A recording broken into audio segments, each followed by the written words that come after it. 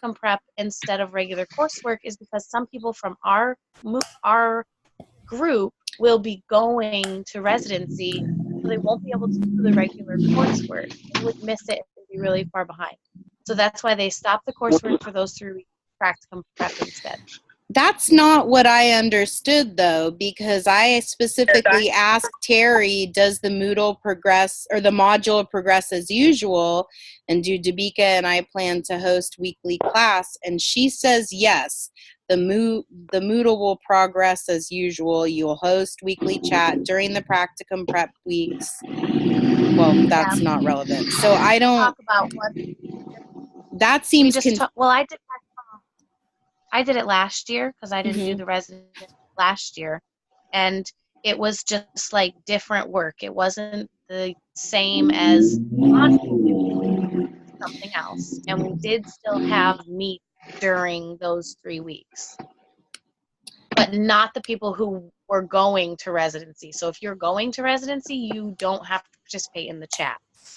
But if you're not, but it's different this year because it's our second year, so I'm not entirely sure if everyone's expected to participate in the chats, even if they went to residency last. It is kind of confusing. Yeah, I think there was something that said like 11 chats. Like if you're not doing residency, you should do 11 chats and this many modules, and like it did break down. So it sounded like we needed to do chats except for when we were on the 2 personal breaks in the makeup week. Yeah. But I don't know. We need clarification. Yes. And I mean, sounds like you're going to do that. Yeah, I think that Terry's just bogged down with the residency. So what I suggest we do, because regardless, Dabika, hi Dabika, and I will continue to do the weekly class through module 6. That's what we started this week, right? And so we know that, and we know that you need to figure out your summer schedule. My understanding is that pretty much everybody who was going to go to residency went to residency. And then, Laura, you will go to residency eventually, but you changed your status, right? So, hey, Wendy. So anyway, let's everybody get their spreadsheet filled in. I think that's kind of the first thing that we have to do. And then I will hound Terry to get some clarity for us this week. Yeah. So, and I think the practicum prep was different weeks than residency on the example schedule, like the one that was supposed to remain stable. Right. So and that's I confusing. understand what Laura was saying. I thought that's what that was for too. But so anyways, my schedule may change because I added practicum prep in there. But if I don't have to do practicum prep, then I'll follow the modules in order. So. Okay. I'm sorry that I don't have more info for you. I mean, I really have been trying to get some. That's okay. I know. So you have a schedule from me, but it might change. That's okay. I'm comfortable with that uncertainty. I'll get my schedule to you within the week. Then I'll just email it. And if there's anything that needs changed, or if anything that you find out from Terry changes it, then we'll just go from there. Okay. Yeah. All right. Well, have fun with your family. Okay, I will. Thank you. Okay. Sorry, guys. I got a jet. I have family in from Illinois, and they're leaving tomorrow, so I want to spend tonight with them. Of course. Okay. All right. Well, you guys have a good chat. I'll see you next week. Okay. Bye. Good. All right. So how is everybody doing? How was the break? Good. Great. I'm still in pain. Yeah. Oh. I hurt my ribs, right side ribs, and also the shoulder, right shoulder. So when you fell? Yes, 3rd June. Oh, so I didn't know it takes down. They gave me a patch, so it takes time for the ribs to, go away. The pain goes away. So, but I'm okay. Otherwise, are you able to move around? I'm able to move around, but I have hard time writing anything, typing. So right hand.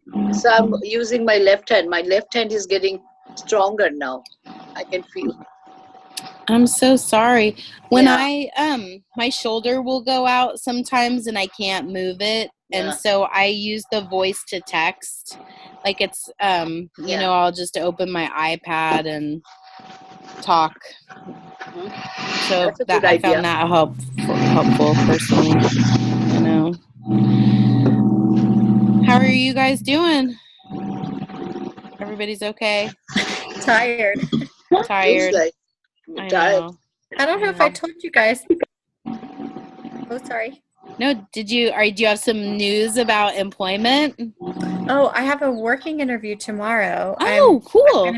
I'm gonna be in an infant classroom for 4 hours tomorrow. Free labor. So that's exciting. And That is I don't know if exciting. I told you guys, but we have a daughter from Latvia that we hosted through an orphan hosting program. Did I tell you guys? I don't remember anything. Yeah. It's a long story, but we hosted her like 3 years ago, and she is now married. We stayed in touch. She's now married and has a baby. And she and her baby are here with us this summer, and she has an 18-month-old. So I'm now living with an 18-month-old. Oh my gosh. Practicing what I've learned. So I'm tired. Uh-huh. I'm sure. But it's a lot of fun. He's really Is it a boy or a girl? It's a boy. His name's Christians. Christian. Oh, 18 months. Busy. He is very busy. And how old are your kids? They're a little older. Yeah, mine are 6 and 9. Yeah, so they, what's that? They're having fun playing with him. Yeah. Babying him. Yeah. Fun. Who called in? Is that you, Anne? Yes. Yes, Anne. It's Anne. I'm So, going to yeah, rename you. Thank you. Yeah, so our summer program started on the 11th, and that's been interesting because we had some new toddlers that started. So it's not quite the same as the beginning of the year, but it's definitely different. Just like we try to keep everything as normal of a routine as possible. But it's definitely different when new kiddos come in with the established kiddos. And then over the weekend, my assistant teacher suffered a miscarriage. So we're kind of trying to support her emotionally right now. Oh, man. Tough. That's tough. And we're going, like she's like not emotionally ready to like be around the kids and stuff too. Like she wants to be at work for the distraction of it, but she doesn't want to like be around all the kids either, So we're going to give her some time, and, we have enough summer help that it's okay for her to take as much time as she needs. How pregnant was she? So not like very, very long in. So probably about 2 months or so. She hadn't yet gotten any type of ultrasound because she sees a midwife. So they were just going off like numbers and weeks and things that way. Right. But yeah, so it's, that's a bummer. not that there's ever a good time, but it's a good time for us in the staffing realm that, we can cover things. Well, that's tough. We had a teacher, and her baby died at 38 weeks. It was totally horrible. Yeah, it was bad. So, I mean, I don't think that it's easy for at any point. No, I was never even 38 weeks pregnant. Like, I never even made it that far. Oh, because you had twins. Yeah, well, and even my single was born at 36 weeks. Oh, I didn't realize you had 3 kids. 36 weeks. Yeah, she's 7. Yeah. Okay. All right. Well, so summer's going good for you. Eugenia, how about you? What's summer's summer doing? No, it's not summer here. It's raining. Right. Raining. Yeah. Yeah, but it's okay. Everything gets clean and it looks nice. And we just have one more week to go for our break in the middle of the year. So we have 2 weeks. 2 weeks off. Good, yeah. Hey. Yay. Anybody else? Okay, so should we just dig into the material? I'm always feel a little awkward because we wrap up the module, right, and take a break and then come back, and we really haven't talked about the last week. I talked a little bit with Terry about that. How do you guys feel about that? Do you feel like it's awkward at all? I don't remember what the last week was about now. Oh, yeah, I was going to say the same. I don't remember. I know. Well, it was the developmental supports in the environment. So anticipating needs, right? And then preparing the environment in anticipation for those needs or based on your observation, right? I know it seems like so long ago. We can talk about whatever you guys want to. We can talk about this week if you want. But we already talked about that many times, right? Observation, needs of the children, and get the stuff, activities that appropriate for those children. We did talk about this, so we can always talk about it. Yeah. Well. So I have a question if we're like opening this floor. Sure. We have these 2 new students and they're twins. They actually just turned 3, but they're in the toddler class for the summer because they've never been with us before, and their language is a little bit, I don't know, they do the twin speak thing, and they're not toileting or anything that way. And so Mom was like, yeah, let's start them there, and then if we want to transition partway through the summer, we can. And so last week, I was helping in another classroom because they had a kid that had a potty incident that didn't happen in the toilet. So I was going to run to get extra clothes. And Mom came to pick up and was asking about like what they ate for lunch and snack. And our other teacher was kind of like, well, they can pick something for their snack and then we like all sit down together and eat lunch. And Mom was like, oh, well, we don't give our kids choices. They're not allowed to choose things on their own until they're 10 because they're past the point of reasoning. And our older child's 19 and he's moved out and built himself a house because we didn't like allow him to like be unstructured when he was little. And at first I was kind of like, wow, like, why are you here? That was like, my first thought.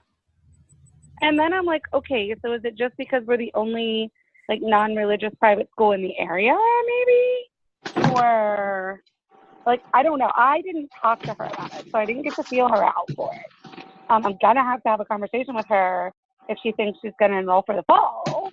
But I was like, oh my gosh, like, wow, what is the best way other than like, obviously I know how to explain like freedom of choice within limits, but like, how would you approach this mom? Or like what, I don't know. What do you think would be the best tactic to explain this to her? Well, we do a lot of front-end work and educating parents about what they can expect when their child comes to our school. And there's just not a lot of flexibility. So with that kind of a thing, I mean, I don't know. So part of our onboarding involves like we have a whole philosophy about food and about feeding the children and about the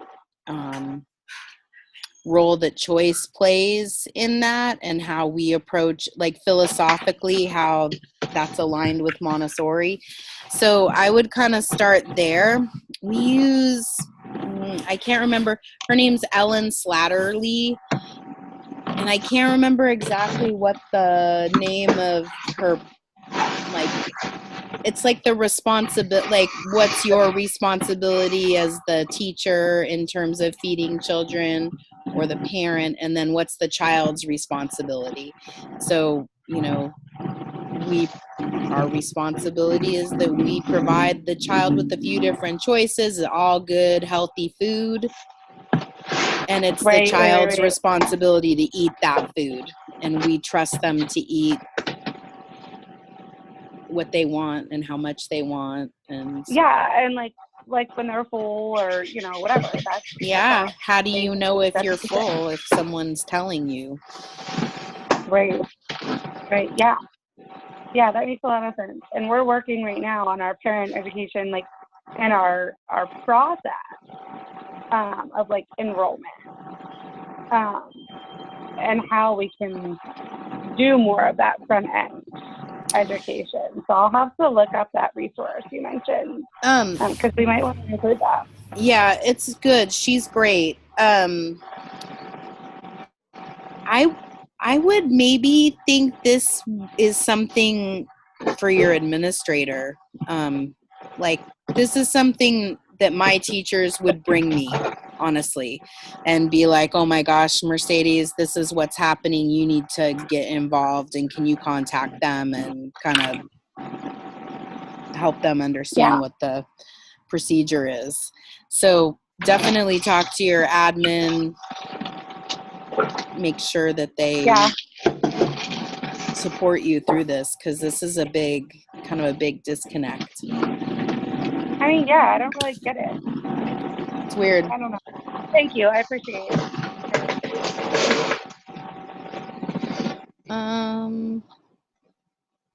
Well, then, did you guys want to talk about special needs? Did you look at the material? I haven't yet. Not yet. Me neither.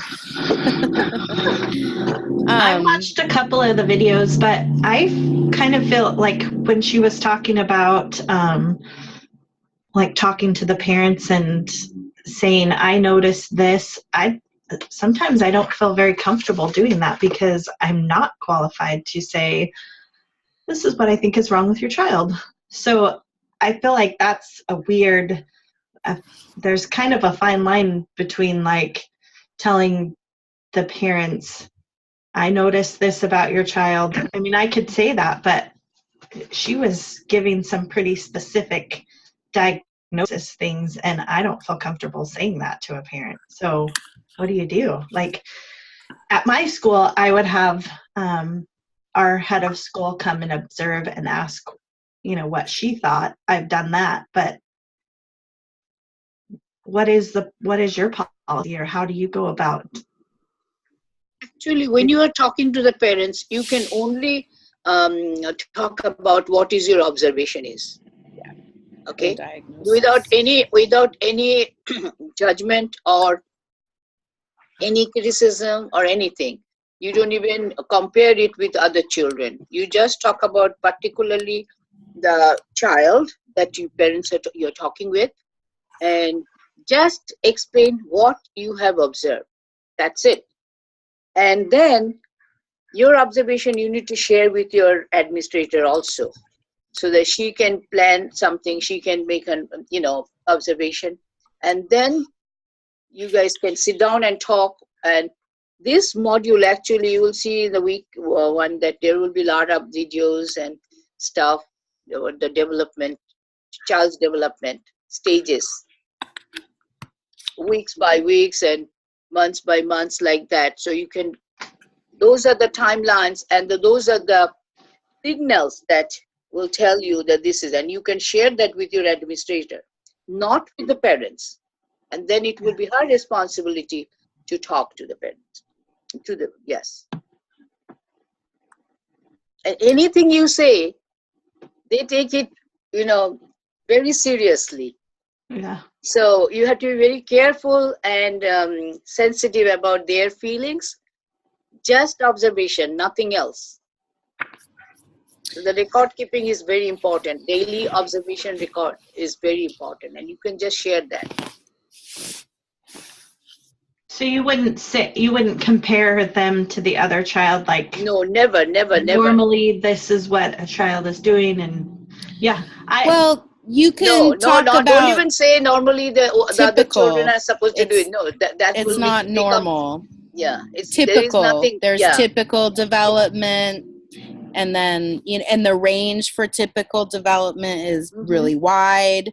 But you don't even discuss this topic at the beginning of the conversation. You just first conversation will have only the observation, and then let them watch that at home also, and then they will come back to you, and then you can say, if we have learned that typical children will do like this, but he's doing this.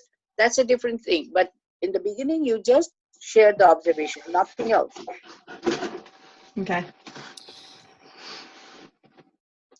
I think too that it's important. Again, we've talked about the tools that we have that support us in identifying what is typical and not typical development. Right, and so and I don't, this is kind of new, within the last couple years that we have like a tool that will help us, because before it was more these are my observations, but and then you would have to engage a specialist and they would have to tell you what they thought. But now with the ASQ, the ASQSE, we have a really fast way that's neutral. It has nothing to do with me or my opinion. I mean, really, because the parents are filling it out, the teacher is filling it out.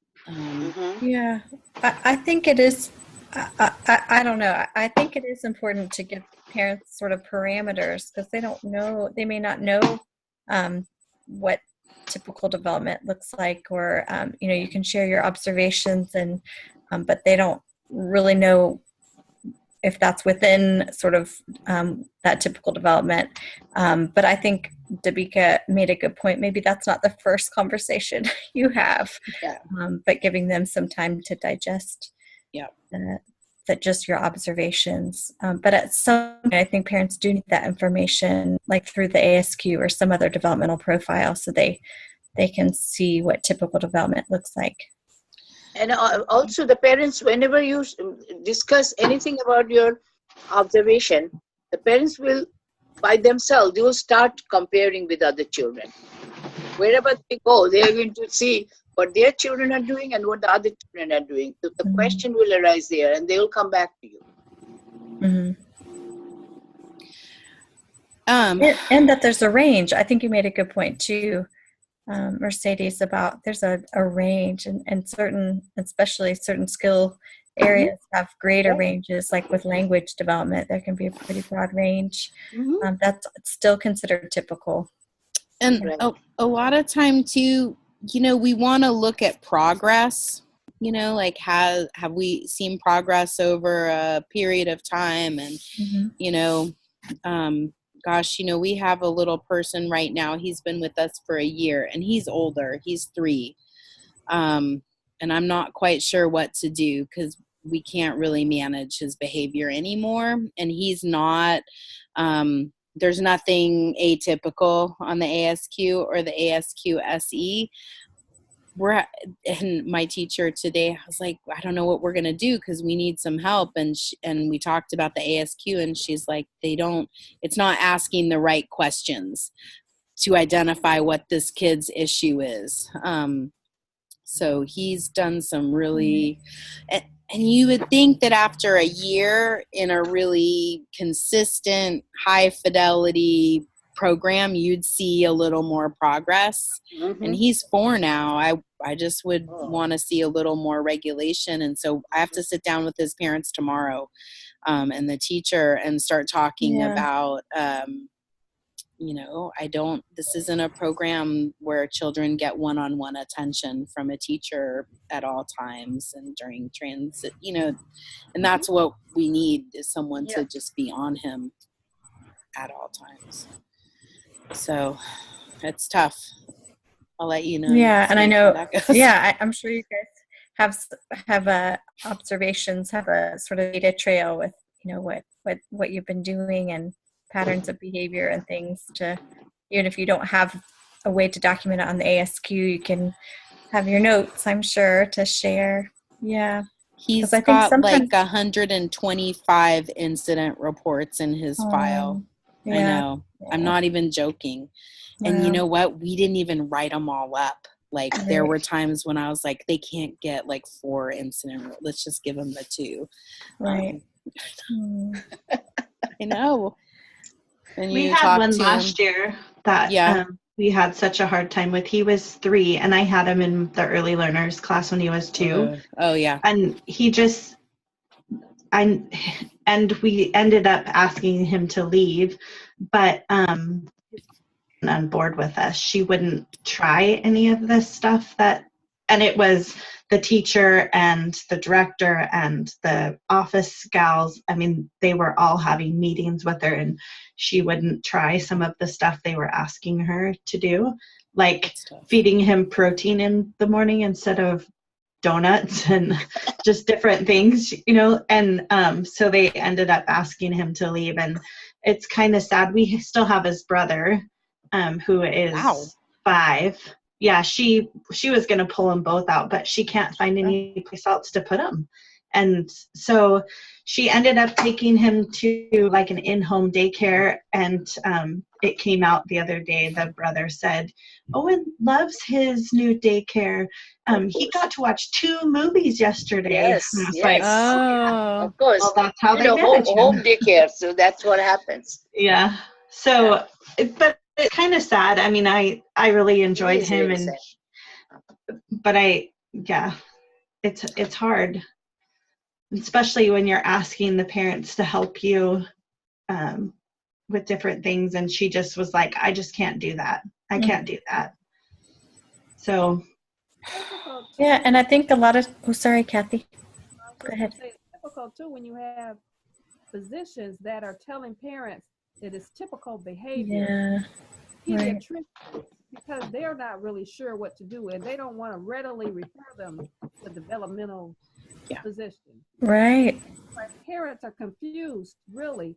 They're in a state of denial, and they're confused. They don't want it is very hard. Yeah. And then their doctors are saying, oh, he'll grow out of it. He'll be okay. Right. Yes. Especially boys. Yeah. Especially boys, right? Well, and they will probably grow out, evolve past these behaviors, but give us some help. Like, I'm not a specialist. I'm, trained to work in a specialized environment, but I need help. I need more tools. Well, and it's hard when they're harmful to themselves and other kids. This little boy was unsafe. He'd climb over fences or climb over the gates, and he was a really strong little boy. And I mean, it just was unsafe. Yeah. How old was he? He was 3. He just actually turned 4 the other day, but he left the middle of last year. One problem I've seen too is that, our environment is different from maybe what happens at home. And, if a child at home is watching unlimited movies or TV, then their behavior might be really different than when they're in a classroom with other children and there's no TV and there's some that was part of it, was that he didn't have any limitations at home. He could do whatever he wanted to when he wanted to do it. Right. And we were saying, no, it was even, we installed a code on the outside door, and we asked the parents, do not let your children push the buttons.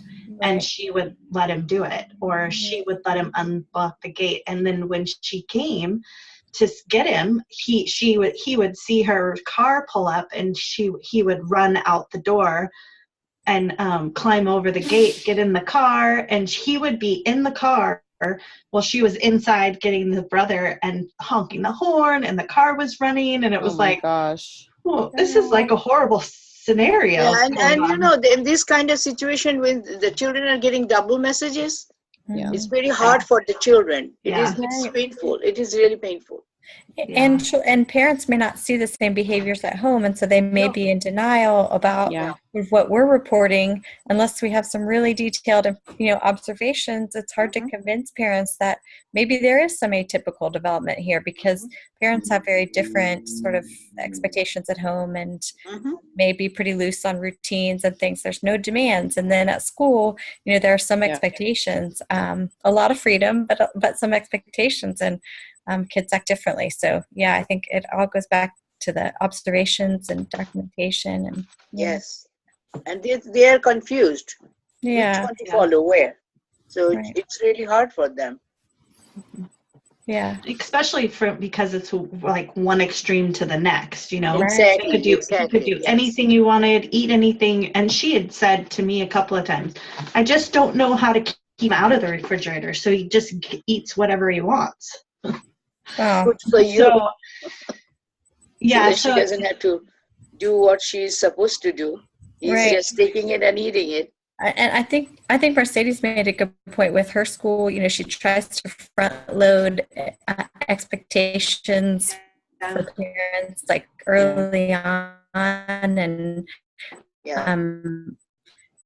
really talk about sort of successful and not confused. And it seems like if you do have to unenroll someone, it's easier to sort of point back to that information you provided in the beginning and saying, these are this is what's expected of parents, and this is what is expected of your guide, and it's not happening. So we've done as much as we can, but that kind of there's this is only the second child in 40 years that they've asked not to come back. So they really, I feel like they really did work with him, and he wasn't. I just had him for rest time and after rest, which he'd come into my room and he'd be fine because he was exhausted from the day and he'd just be sound asleep.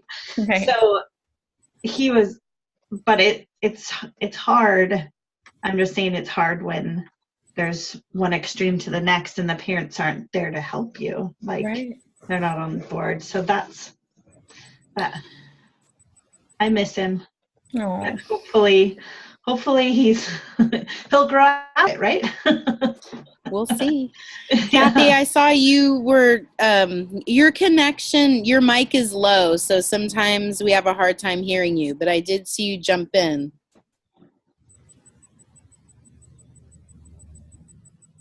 Oh, are still babies. You still do have to consider the age. Because they're not developed and they're having those issues. So. Well, and I think too that there's more like I don't know, for lack of a better word, flexibility in infant toddler, because you do see them resolve a lot of those issues, like language issues and toileting and all of that stuff kind of works itself out in those years. And then I find that in the preschool, we're getting a little more, the will is developing. So I have to agree with you there. Like, there's a lot of stuff that you can not overlook, but you can deal with a lot, because I don't know how to say that, because a lot of kids in my room get to explore things and use things in a different way. That's okay in our room, but it's not okay in the other room. And sometimes I think that the 3 to 6 year old class needs some of that stuff for them, because actually, and my boss was saying the other day, well, actually it is a 2.5 to 6 year old class. So they've gotten out of the habit of having those younger kids, because we have the early learners. So then when they put the 3-year-olds in there, they still need some of that stuff, but it's not there. So then they're misbehaving, or they're portraying behaviors that are not allowed, because they're needing that stuff. Right. So I think sometimes, especially at the beginning of the year, I feel like they need some of that. Actually, in different level of Montessori classrooms, we always overlap the material activities in the beginning of the year. Same thing with toddlers to early childhood classroom, and then early childhood classroom to elementary 1, we always have some few materials in the elementary 1 from the early childhood classroom. And same way we do the E2 class also, elementary 2 also. Well, it's kind of like, I always had that because elementary 1 is first, second, and third grade, and then when they go fourth, fifth, and sixth, some of the children are still not ready for the full grade level materials. So we always keep the third grade materials. well, isn't that true in infant and toddler too? You kind of want to have yes, some all the levels that they see at home. Mm-hmm. Some children are not ready for the next level, so it's okay for them to have, overlapping the activities and practice that. Mm-hmm. And the time will come when they are not going to go for it. They will go for the next level. Mm-hmm. That makes sense. And that's the uniqueness of Montessori classroom, is that we have 3 different age group in the same classroom. And sometimes you will see in early childhood classroom, 4 years old children are doing more higher level activities developmentally than the age group of 5. So it happens. Younger children goes for the higher level and they learn from each other. They work together. So it's very normal for a Montessori classroom.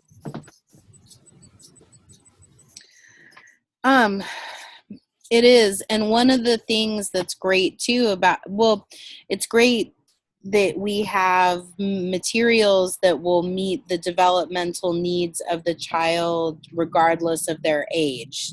Like Montessori understood that children develop at different rates, and that's why we have these great classrooms, and nobody has to feel like, oh, that's baby work, or like, I'm not going to do that because that's little kid work. It's just work, and it's there. And so the children will make the teacher will help the child make the developmental match wherever they are.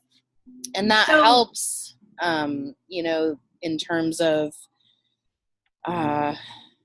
when you do have a little bit, I don't want to call it a delay, but you got a kid kind of coming up on the tail end of the development. Yeah. And actually, there are Montessori materials are like that. Some activities you can do the presentation according to the level of development of the child. Mm-hmm. Like when you are same materials, you can present it in 3 different levels according to the age group, because depends on where they are. Like if you take Pink Tower you're using for the early childhood classrooms, and then it can be used in the elementary level too, for a math material. So activities can be there, and the presentation should be according to the level of the development of the child. So we start from there. And that's why we have to break it in the isolation of difficulty, which is Montessori's philosophy. You break the isolation of the difficulty for that particular child with that particular activity. And I had an instructor in my 3 to 6 year old training that said if they are gravitated to a certain material, she was talking about some of the sensorial stuff, find a way that you can present it to them because they're interested in it. So that's stuck with me. But and I think that it's less so in the toddler class than in the primary. I mean, that's kind of been my issue with Montessori, and just specifically AMI Montessori, because there's like a real commitment to that scope and sequence. And gosh, my kid, he just wanted to play with that farm. And by the time he was old enough to do it, he's like, whatever, I don't care about the farm anymore. I'm like, you couldn't have shown him how to dust the farm, or like clean it up, or, you couldn't name. I found it so hard to understand why they couldn't make it accessible. So in my school, the teachers, they get a dusting cloth. Oh, I see you're interested in the 100 cube. Let's dust it. Let's talk about it. You could put your hands on it. Don't eat it, but don't eat it. So I think, and then and I hear a lot from people who work in primary classrooms that the children are not allowed to put the materials together, like, and there's one way to do the pink tower, the pink cubes. And I don't understand that, because that's not the way Montessori developed the curriculum. You're supposed to discover that the pink cubes are the same as the brown stairs. Oh my God. And like, though the knobless cylinders are just like the knob cylinders, but with no handle. Whoa! You know, and how are you going to do that if you can't play with all of the things at one time? So anyway. Yeah, I agree. That's just my I'm untrained. There are some very, very strict Montessorians. They do that, things like that, but that's not the real Montessori philosophy is all about. Well, yeah. I had disagree. One of the teachers, she taught for years and years and years, and she's retired now. She comes back every now and then and does subbing. And she said, you know, Chris, and Maria Montessori used to let them knock over the pink tower. Oh, and I was like, when I read that. Yeah. And she walked that back. Yeah. And she's like, you know, I understand that why we can't do it, but Maria Montessori would let them do that. So she did. Yeah. Oh my gosh. There's these little red spiders that are all over, and when I kill them accidentally, because I don't mean to kill them, they leave these little like orange marks. I know. Oregon people problems.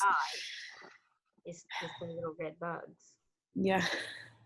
We could have our problems. It's still snowing. The other day it was like, oh my gosh, is it going to snow in the valley? It was creeping down the mountain slowly but slowly, and I was like, it's June.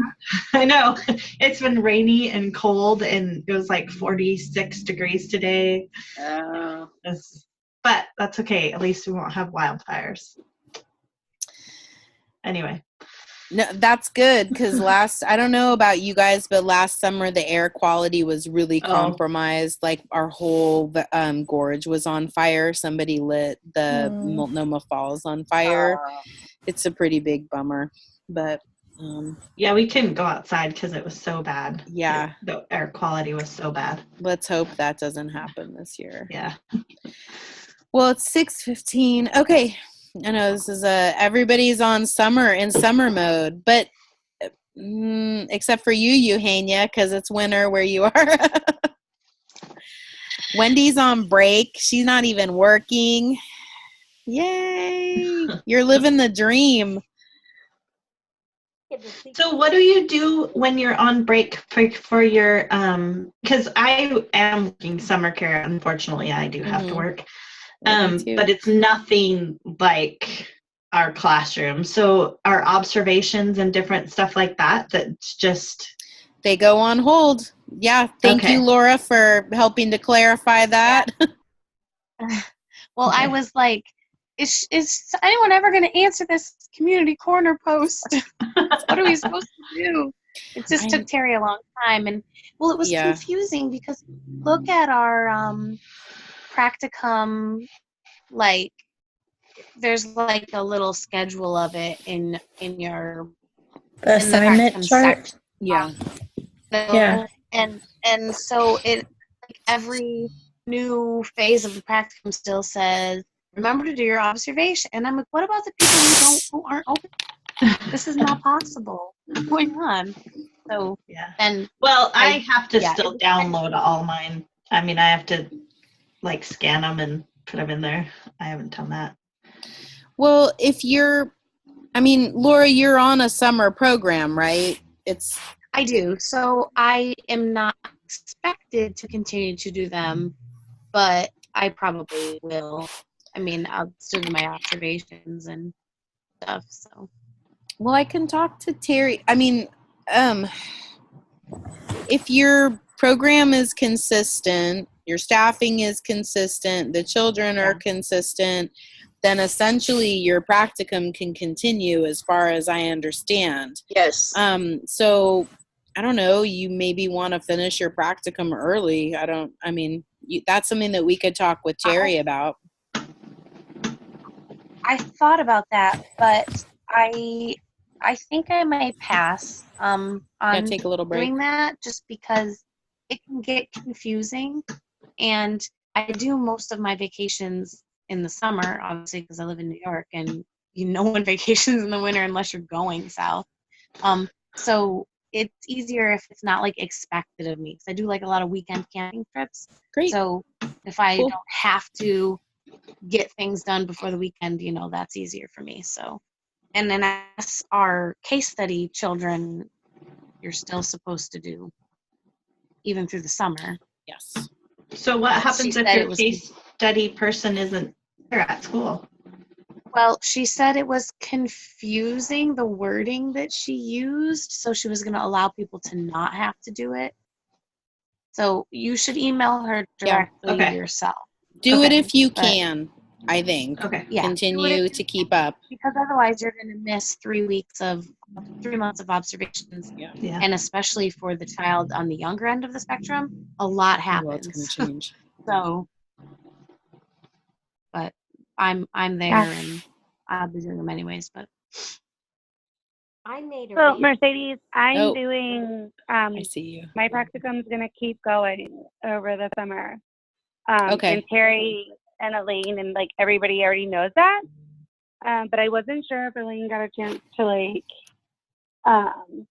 tell like you and Dabika that, because I know like she was working with Terry on it, and like it was kind of like, yeah, we can definitely do that, but we need to like dot our I's and cross our T's a little bit. So I am doing that. Okay. But yeah, so I guess we'll like navigate that as we go.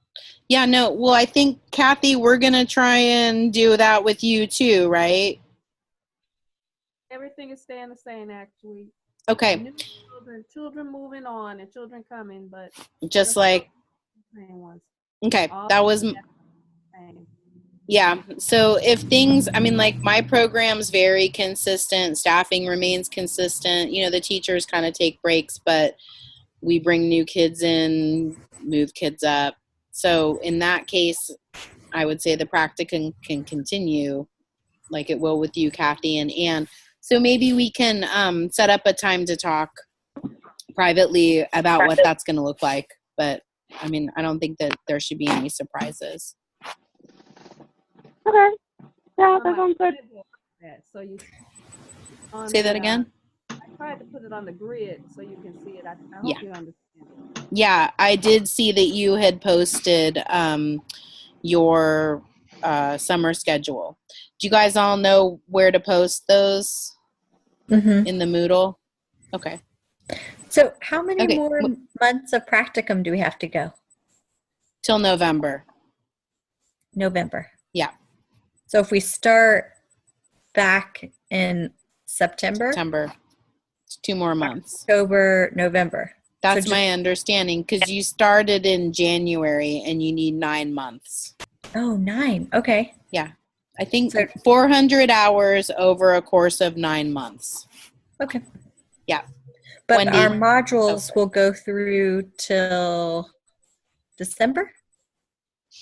I think it was January, wasn't it? Oh my gosh. January? I thought it was November. Like exam. Started in June. Well, June, yeah. I don't know, you guys. I think it's December. I think the final exams are in January when we come back from like Christmas break time. Right. Okay. Yeah. But the modules will have wind ended. Down. I do believe. Before the Christmas break, yeah. And is that when our albums and all that stuff is due then? I have to check let me that. get I back have to you. Yeah, I'm not I have quite to get sure. the time. I'm then writing how down do you we- guys' questions. What do we do with that? Because I don't have a field consultant, and I never had. I don't know. I'm kind of How out do here in we? Montana. Like You we'll don't do a have any Zoom field chat consultant? and you'll show Please, me. you still don't have any field consultant? No. No. Not even remote? I didn't ever connect with Elaine to do it in my classroom, to do as like a Zoom chat in my classroom because I just ran out of No, time. no, no. Did she ever did any remote observation? No, Nobody did. no. Mercedes, Okay. we need to talk about that. Yeah, that's weird. Yeah, Didn't I because thought I sent an email. Didn't I send an email? What happened there? Yeah, and then she sent me an email and I responded, and then it was like the end of the year, and I don't know. Okay, well, why don't I send an email to you and Terry and Elaine and Dabika, and we'll kind of try to get it. Because sorted. in North Dakota, I was doing the remote, and I already completed it. And Chris, when did you start your practicum? In January. In January. So she didn't have any. Oh no, but because I think, Laura, I will be doing the remote I believe in fall, right? Yeah, in For you? September, you said. Most likely in September when we come back to the practicum. Yeah. The final one. That will be a third one. So final one, right? The third one? Yeah. Yeah. Yes. It's actually my fourth. Yeah. Yeah, because you had one before I came to you. I did the second one. Now you will have the third one that I will do remote, and then the final report will go. But please, you didn't get anybody. No, I'm way out here. Oh, I know. You can be anywhere, but we can still do it. Yeah. Yeah, we need to make a note of it and let Terry and Elaine know that. I'll do that. I'll follow up as soon as we get off the chat. Yeah, please. I want to hear from Wendy, though. All I was going to say was that I was able to make arrangements with my always do in the home. And the toddler, he goes to daycare, to an in-home daycare in the summer. And so I'm able to make arrangements with that. I talk to the mom, and then, the daycare worker to go and observe him there. Oh, that's a great idea. So that way I still get to see him interacting with other kids. And I don't know what kind of materials they have there, but, I get to see him work or play.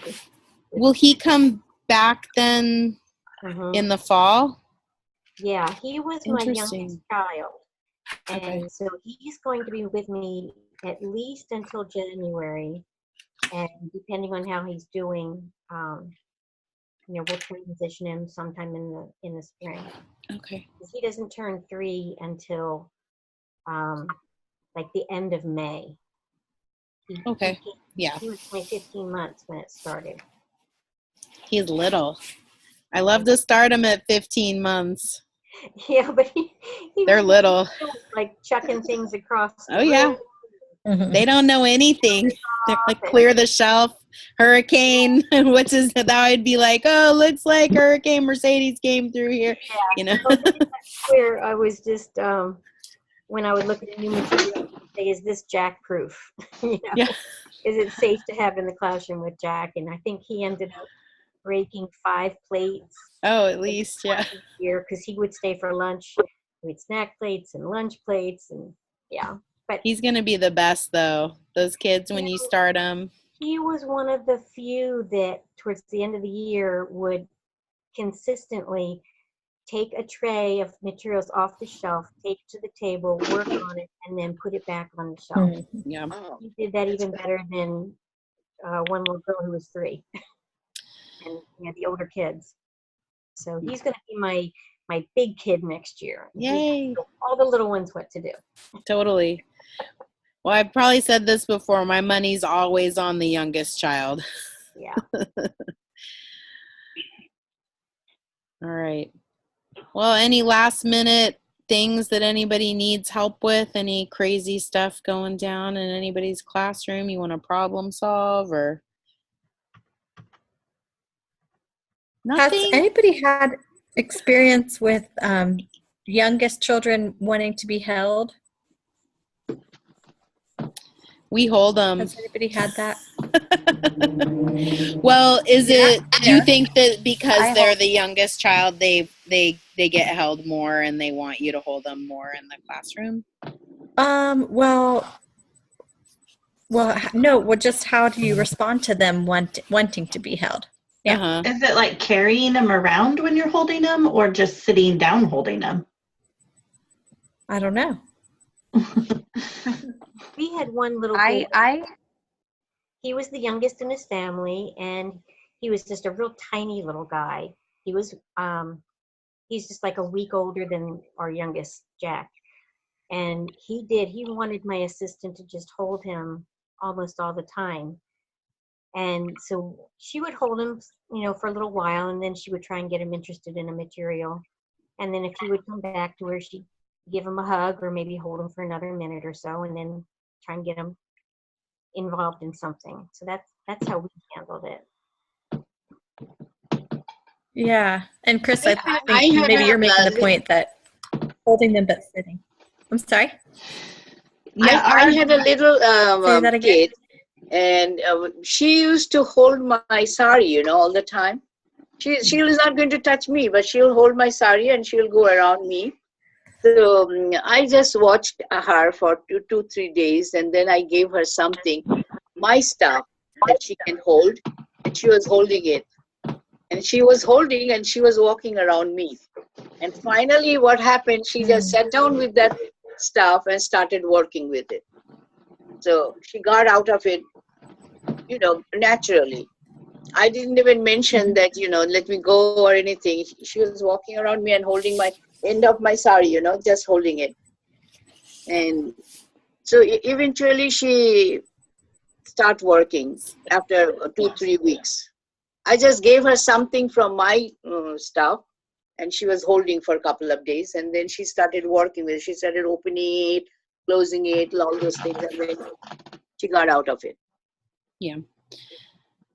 Like when we think back to understanding the human being, right? I love that book. I just think about it all the time. Yes. Especially in relation to this. Yeah. Like first, the 2 strong psychic legs on which we walk out into the world are trust in ourselves and trust in others. And trust in yourself comes after trust in others. So when children come into our environment, it's almost like the symbiotic period again, where the child has to build up a sense of trust. When I'm sad, someone will help me. When I'm wet, someone will change me. People will respond. They'll try to figure out my cues, communicate. And sometimes that looks like holding. And so I think that we can't compel independence. That comes organically from secure attachment. So even though a child knows how to walk, when they come into our classroom, they need to feel close and build that trust so that they can then trust in themselves. And I think, Wendy, that strategy that you described is perfect, because we want to make sure that we're not following, we want to give a little challenge, just like Montessori. Like that's what Montessori is. Like, okay, well, I'll hold you, and then let me see if I can give you a little challenge to be by yourself.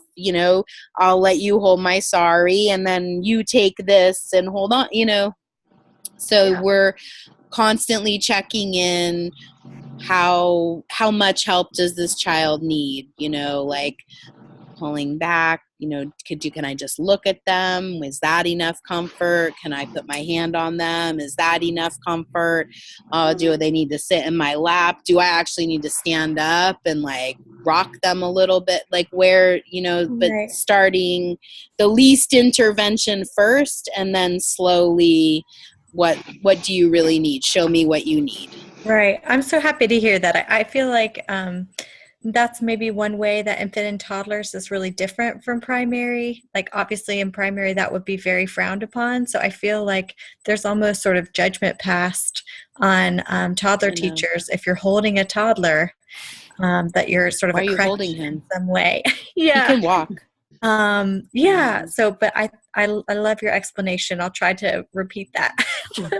But that secure attachment, all of that is involved. And also, when a new child come in the classroom, 2 things work together: separation and bonding, as Dr. Montessori says.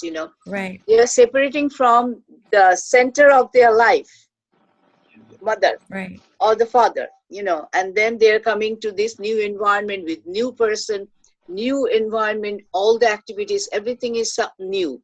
Right. So they have to have a bonding. So if that gives them a comfort or security to make the bonding, so we have to give them a chance. But up to a certain extent, where we feel that it is not necessary, we need to stop it. Mm-hmm.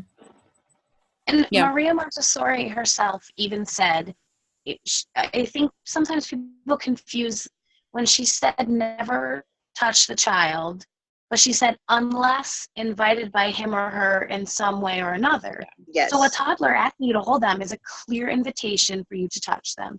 Right. And if that's what they need, then that's what they need. Not that you should carry them around with you all day long, but because you do want them to do something. But they're not preschoolers. Like, there's a really big change that occurs around age 3, and these guys are not there, and they still need to be held and hugged and rocked, and that's okay.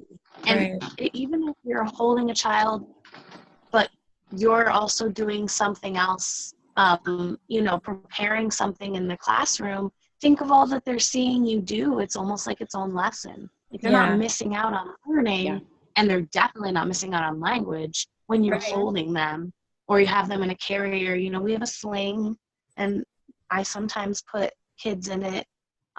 Children who I know will just want to be in it all day long, I might, set some sort of a time limit on it and then say, let's try to go find something to do together. But if they're inviting you and they want you to, that's what you need to do. Yeah, as Leslie said, that it will be the judgment of the teacher who really needs it. Yeah. And then you decide what you're supposed to do. This is a conflict. It varies from person to person. Yeah, it's not child to child. This isn't a new query, and I will say that, well, whatever. I have my opinion, and I feel pretty strong confident that, and honestly, we do a little more touching in the preschool as well. I'm not going to carry a child around, although I will say, as a new teacher, I had a real little, she was a little special, and she was little too, and she would get to school before I got there, and she left with me at the end of the day, and in the afternoon she would ask me to hold her, and I would, and I got into it with totally terrible. I would never advised it, but one of the assistants told me to put her down, and I was like, I'm not putting her down. I'm not going to do it. She's asking me to hold her. She's little. Yeah.